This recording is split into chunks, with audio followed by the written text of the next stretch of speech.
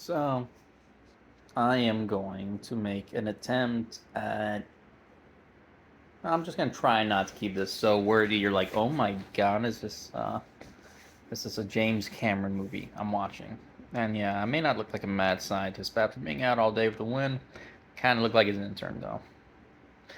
Anyhow, here's a short version. Basically, the video that's maybe done uploading, but if it's not, it's still uploading or just recently finished. Um, got news afterwards. Now the short theme, I guess, to this, because I'm gonna make an attempt to keep this pretty short. Well, very on point at least. Uh, it's basically the theme would be rejection. This time from a company slash organization. It's not an individual.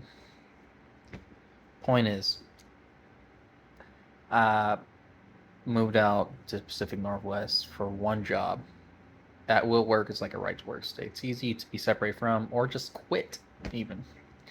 So potentially good for employees on a high, like if there was high demand for employees, it might benefit you then, but it's also a great way to make sure you can get rid of something really fast. I'm just explaining this as a mechanism, by the way. This is not wholly descriptive of anything to myself personally. So basically, for one reason or another, something didn't work out. Now, objectively, I'm not saying I'm perfect, but as comedian Chris Titus has said in the past, he's an idiot but amazingly self-aware. I'm not saying it's always easy, and the closer it hits home, like with a person, the harder it is sometimes. But at very least, admitting the theme of what I got to work on, I'm usually pretty decent at. So this other job, literally, they were introducing me today to people as he's hired. They're just waiting on the drug test to get back from my lab, and whenever that is, I will be working there officially. But they're he is new hire. Like he is hired, not will be hired, not a prospective, not an interviewee. He's an employee here. So it's a community outreach slash security job. I don't know if I've mentioned this one or the previous place, but I'm gonna try and keep it what you might generally call a class act, and that's my nice way of saying like, you know what? It doesn't matter if I want to be petty. Doesn't mean if I want to be a self-righteous, angry, justifiable, the high the high ground basically on this. I'm gonna try and just keep it a class act. Why? 10 minutes from now, I could be like, oh my god, I said that, I hate it. And aside from that, I wanted to record this multiple times. The short version to this is, um, it's not a bad idea basically to and not. People talk about karma. If you were to say things that basically call someone out, rightfully or wrongfully, at some point something may react, even if it's not them. So you know what? Expressing myself or doing kind of like Melky said, do all your cruelty and do it once and never repeat it. In other words, I might express myself, but if I've already done it to them, I'm gonna try and not make it basically where I'm flapping some dirty laundry around. And it's not that complicated a thing either. I'm not gonna go into details, but in other words, rejection is fucking hard to deal with, man. It's hard to process. It's hard to be okay with. It's hard to. It's just hard, okay? As everyone knows. So after this is gone, and this job that I already got, it's $23 an hour basically to ballpark it for everyone. So living wage. So it's better pay, better benefits in general. And the point of this is it's an improvement. Okay, well, Josh, if you've gotten a better alternative already before you even got the bad news, why are you feeling bad? Because if you pride yourself in something, like be amazingly self-aware, being able to understand people conversation skills, and that's kind of where the rejection comes from in whatever way, or maybe it's just because of the focus of a particular service or business or whatever. It's you know how people say I kind of feel called out. That's not the perfect way to put it, but it's starting to get at it honestly. And you can tell just kind of if you're paying really attention. By the way I'm talking, the way I'm reacting, that I'm still dealing with rejection. The thing is, if I had a partner in crime beside me, so a significant other, a girlfriend, a fiance, wife, you get the point. If I had one of my best friends in the world was like a brother to me here, it'd be easier. If I had a dog that is back in Georgia here, it'd be even easier. But it still wouldn't completely go away because you can hate a job like Walmart and being rejected from it is still kind of a makes you feel bad on the inside. I won't say nauseous, but depending on who you are, it just doesn't. It's different kinds of bad, but it never makes you feel good to be rejected from a job. Quitting one thing, yes. If it was a temp job, that's different. But you don't like being separated from and rejected. It doesn't feel good when it's business or personal. And that's the thing. If I had to explain some of the motivations for coming out to the Pacific Northwest with no family in this area, for various reasons that I'm going to make an attempt at writing out basically in a notebook so I can make a point of addressing them in a specific videos where I stay on point. And it's like, okay, he clearly has had his coffee today, but at the right time, and he's had breakfast or brunch or lunch, whatever time of day it may be, and so he's focused on task. And clearly, there's a script to this. And by script, I don't mean like it's fake. I mean just like, okay, step one comes before step two. Step two is between 1 and 3, and at the end of it, however many steps it is, just to say 5. Step 5 will be the last one. You don't jumble them all. So in other words, so people can follow what I'm saying along, there's a beginning, middle, and an end. Past, present, future, you know. And you know, when you pride yourself on something, when you gamble and you swing for the fence, it's not in a way that's like YOLO. You only live once. There was basically, it was a French noble. The quote basically is this. I'm gonna not ramble on too long with any one thing if I can, but expose yourself to the thing you're afraid of most, and you will truly be free. Basically, that doesn't mean go lock yourself in a cage of a bear if you're afraid of bears. It means maybe consider working in a park, working at a zoo that has bears. It means maybe at an animal rescue kind of place. It does not mean go and find a bear in the wilderness or lock yourself in cages, as I already said. So you get the point. But so you look, you plan, you do everything as smart as you can without having a magic 8 ball or crystal ball that works, because that doesn't exist. And you're just, it feels like, if depending on how your life's gone, failure after failure, something's blown in your face every time, and you're busting your ass. You're not just trying to put more effort. You're trying to make sure that effort has returns. You're doing things efficiently. You're putting energy into it. You're being ambitious. And while you may swing for the fences, it's not just, I want to be the next Elon Musk. Say what you will about the man, but Tesla and SpaceX are impressive. I'm not gonna say anything about the Twitter or boring company thing, but you get my point.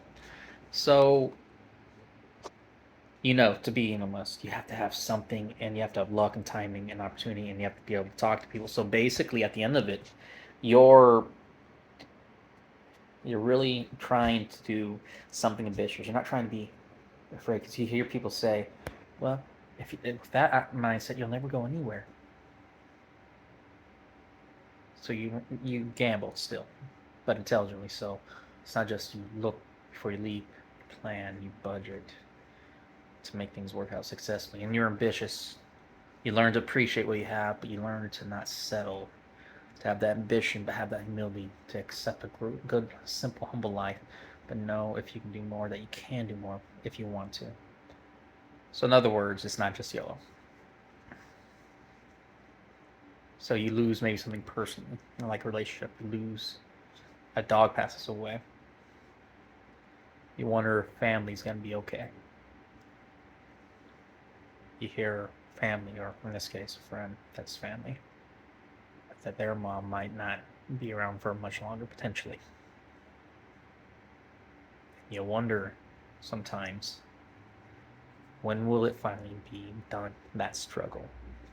When will it finally stop being where you feel like you're fighting like a pit fighter or a dog in a fight constantly?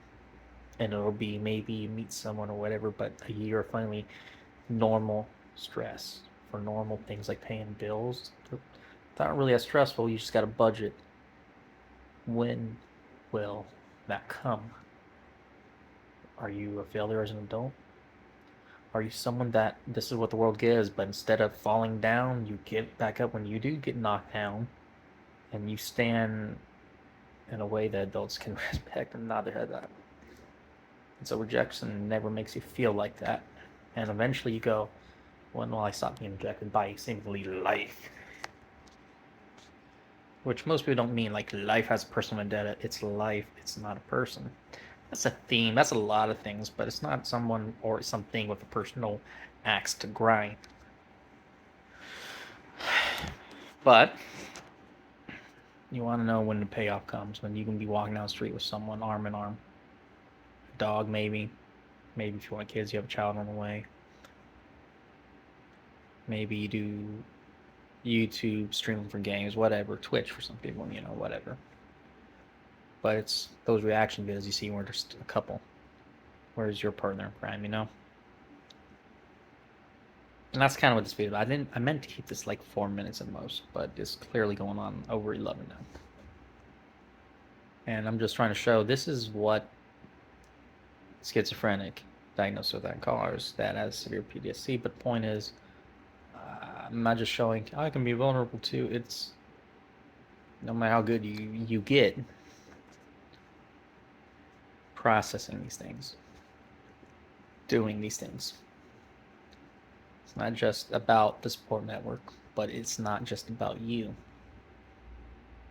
If I had someone here by my side, doesn't mean I wouldn't have anxiety and I wouldn't wonder about the future, but partner in crime be like, hey, want to go get some meat dumplings? And they're like you being stupid just to cheer me up. Is it working? Yeah. I'm doing a little commentary. Yes. But this is part of how I'm trying not to just do the same tricks. If they work, yes, that's great. But I wanted to do better than I did when it comes to taking care of myself. Not just mental health wise, but my life in general. And that's not to say I did terrible at times. I just don't want to struggle. And that's what I'm doing now. I'm struggling with rejection that didn't matter anything to me, like Walmart. And I can't tell you why it matters. Except for no one likes being rejected. No one feels better being rejected. Anyhow, that's just me speaking and give me a more raw cut, not 1 week later. I process this fully. Let me go and talk about it. But also that you can have a problem overcoming. And just because you're being honest doesn't mean you're emotionally unstable. Again, I am not a doctor in any capacity. This is just me kind of giving an inside look at my life, visual logging, vlog, video journal / diary, whatever you want to call it. Don't take this as medical advice, as therapy. Go seek a proper medical professional for anything like that. Find the proper medical professionals you need to talk to. You have the suicide hotline for people who feel that way. And that's the thing. You're not necessarily alone. It might be hard to find and see and realize there are people around you, but it doesn't mean you're alone. But you still need to seek the proper help and go through the best medical practices to hopefully have this work out for you. And that's all for now. So, to anyone who's ever asked questions, comments, thank you. I know it may just be comments on YouTube, but to be a little less alone is always a good thing. I hope everyone is doing well. Thank you. Maybe one of these days I can get a video under 5 minutes. But again, my name is Joshua Cruz, something I need to start putting at the beginning. And thank you. Thank you for just listening, whoever does. To not be what feels like a dog howling at the moon, screaming into an empty void. Just to have someone listening, it's thank you.